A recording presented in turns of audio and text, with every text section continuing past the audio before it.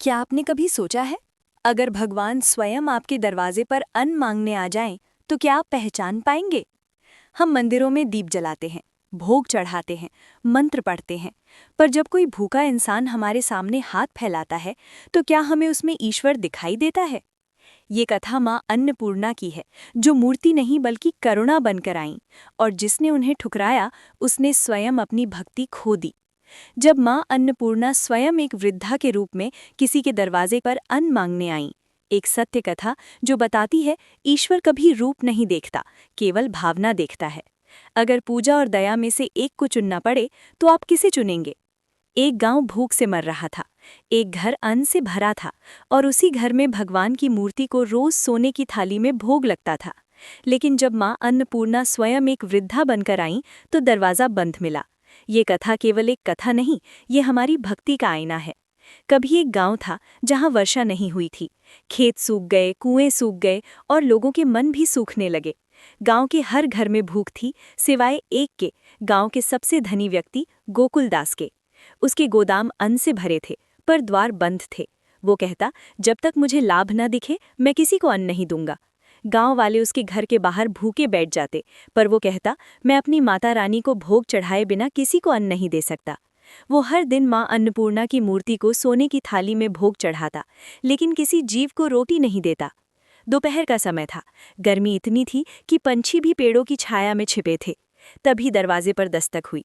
गोकुलदास ने बाहर देखा, एक वृद्धा, झुकी हुई कमर, हाथ में लकड़ी की लाठी, और अधमरी आवाज में बोली, बेटा, थोड़ा अन्न दे दो, मैंने 2 दिन से कुछ नहीं खाया। गोकुलदास झुंझला उठा, दादी, जाओ मंदिर में मांग लो, यहाँ कोई भिक्षालय नहीं है। वृद्धा बोली, मंदिरों में आप ताले लगे हैं बेटा, भगवान भी भूख से चुप हैं। उसने एक क्षण के लिए सोचा, फिर गुस्से से बोला, जाओ जाओ, मैंने मेरे भगवान के लिए अन्न रखा है, किसी भिखारियों के लिए नहीं। वृद्धा मुस्कुराई, ठीक है बेटा, मैं उन्हीं भगवान को कह दूंगी कि तूने उनका अन्न भूखे भिखारियों को देने से मना किया। और वो धीरे धीरे आगे बढ़ गई। उसी रात गोकुलदास के घर के मंदिर में दीपक अचानक बुझ गया। मूर्तियां मानो मौन हो गईं, और सपने में वही वृद्धा उसके सामने प्रकट हुईं। पर अब वो वृद्धा नहीं थी, बल्कि मां अन्नपूर्णा स्वयं थीं। उन्होंने कहा, हे गोकुलदास, मैंने तुमसे कुछ अन्न मांगा और तूने मना कर दिया। तू भोग मुझे नहीं, अपने अहंकार को चढ़ा रहा था। जिस दिन से तू भूखे को भोजन देगा, उसी दिन तू सच्चा भक्त कहलाएगा। गोकुलदास रो पड़ा, मां के चरणों में गिर गया। अगली सुबह वो भागा भागा गांव वालों के पास पहुंचा। दरवाजे खुले, गोदाम खुले, हर भूखे को रोटी दी, हर रोते को सांत्वना दी। और जब उसने पहली रोटी एक विधवा को दी, वहीं उसी क्षण हवा में हल्की चंपा की सुगंध फैली। लोगों ने देखा, उस विधवा की आंखों में मां अन्नपूर्णा की झलक थी। मां दुर्गा, मां पार्वती या मां अन्नपूर्णा, वे किसी मंदिर की मूर्ति नहीं है। वे हर भूखे के निवाले में हैं, हर दान में हैं, हर करुणा में हैं। ईश्वर रूप नहीं देखते, भावना देखते हैं। वो पूछते नहीं कि तुमने कितनी पूजा की, वो देखते हैं तुमने कितनी दया दान की। अंतिम प्रेरणात्मक संदेश। यदि इस कथा ने आपके हृदय को स्पर्श किया हो, तो इसे केवल पढ़कर न छोड़ें। कमेंट करें, क्या आपने कभी अपने जीवन में मां अन्नपूर्णा को किसी रूप में अनुभव किया है? शेयर करें, क्योंकि हो सकता है ये कथा किसी भूखे को भोजन देने का संकल्प जगा दे। याद रखिए, मां अन्नपूर्णा आज भी हमारे द्वार पर आती हैं, कभी कोई वृद्धा बनकर, कभी भूखे बच्चे बनकर, कभी हमारे ही भीतर करुणा बनकर। प्रश्न केवल इतना है, क्या हम पहचानते हैं? क्या आपने कभी सोचा है, अगर भगवान स्वयं आपके दरवाजे पर अन्न मांगने आ जाएं, तो क्या आप पहचान पाएंगे? हम मंदिरों में दीप जलाते हैं, भोग चढ़ाते हैं, मंत्र पढ़ते हैं, पर जब कोई भूखा इंसान हमारे सामने हाथ फैलाता है, तो क्या हमें उसमें ईश्वर दिखाई देता है? ये कथा मां अन्नपूर्णा की है, जो मूर्ति नहीं बल्कि करुणा बनकर आईं, और जिसने उन्हें ठुकराया, उसने स्वयं अपनी भक्ति खो दी। जब मां अन्नपूर्णा स्वयं एक वृद्धा के रूप में किसी के दरवाजे पर अन्न मांगने आईं, एक सत्य कथा जो बताती है ईश्वर कभी रूप नहीं देखता, केवल भावना देखता है। अगर पूजा और दया में से एक को चुनना पड़े, तो आप किसे चुनेंगे? एक गांव भूख से मर रहा था, एक घर अन्न से भरा था, और उसी घर में भगवान की मूर्ति को रोज सोने की थाली में भोग लगता था। लेकिन जब मां अन्नपूर्णा स्वयं एक वृद्धा बनकर आईं, तो दरवाजा बंद मिला। ये कथा केवल एक कथा नहीं, ये हमारी भक्ति का आईना है। कभी एक गांव था जहां वर्षा नहीं हुई थी। खेत सूख गए, कुएं सूख गए, और लोगों के मन भी सूखने लगे। गांव के हर घर में भूख थी, सिवाय एक के, गांव के सबसे धनी व्यक्ति गोकुलदास के। उसके गोदाम अन्न से भरे थे, पर द्वार बंद थे। वो कहता, जब तक मुझे लाभ ना दिखे मैं किसी को अन्न नहीं दूंगा। गांव वाले उसके घर के बाहर भूखे बैठ जाते, पर वो कहता, मैं अपनी माता रानी को भोग चढ़ाए बिना किसी को अन्न नहीं दे सकता। वो हर दिन माँ अन्नपूर्णा की मूर्ति को सोने की थाली में भोग चढ़ाता, लेकिन किसी जीव को रोटी नहीं देता। दोपहर का समय था, गर्मी इतनी थी कि पंछी भी पेड़ों की छाया में छिपे थे। तभी दरवाजे पर दस्तक हुई। गोकुलदास ने बाहर देखा।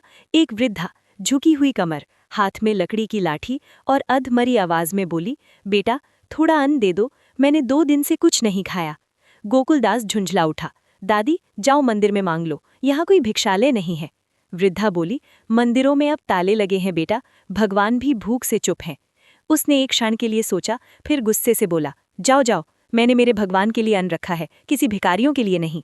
वृद्धा मुस्कुराई, ठीक है बेटा, मैं उन्हीं भगवान को कह दूंगी कि तूने उनका अन्न भूखे भिखारियों को देने से मना किया। और वो धीरे धीरे आगे बढ़ गई। उसी रात गोकुलदास के घर के मंदिर में दीपक अचानक बुझ गया। मूर्तियां मानो मौन हो गईं और सपने में वही वृद्धा उसके सामने प्रकट हुई। पर अब वो वृद्धा नहीं थी, बल्कि माँ अन्नपूर्णा स्वयं थीं।